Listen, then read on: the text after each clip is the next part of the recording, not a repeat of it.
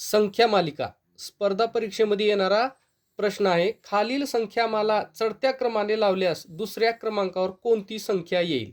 बघा, ह्या संख्या आहेत संख्या मालिकेतील. आपल्याला याचा चढता क्रम लावायचा. सर्वात लहान काय 10, त्याच्यानंतर कोणती आहे बघा 36. तर दुसऱ्या क्रमांकावर कोणती संख्या येईल? 36 ही संख्या येईल.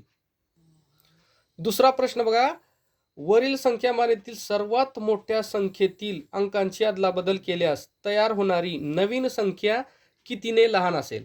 तर सर्वात मोठी संख्या कोणती आहे? 93. तर 93 ह्याला काय करायचे? अदलाबदल करायचं आहे. 93 ला काय करायचं आहे? अंकात बदल करायचा आहे, म्हणजेच 3 आणि 9. तर इथं काय होईल बघा, 13 मधून 9 गेले, 4 राहिले, आणि 8 मधून 3 गेले, किती राहिले? 5. मग आपली संख्या कोणती येईल? दुसरा पर्याय नंबर 2 54 ही संख्या येईल. तिसरा प्रश्न पहा काय, वरील संख्यामालेतील 5 ने निशेष भाग जाणाऱ्या संख्या किती?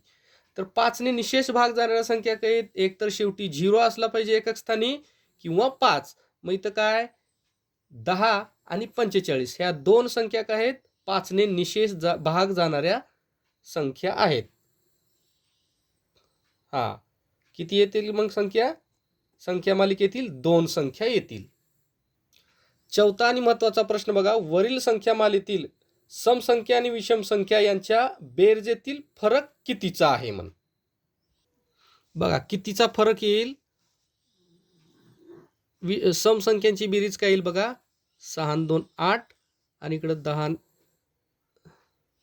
118, आणि इकडे काय येईल 138. मग याच्यातील फरक काय येईल? 138 वजा 118.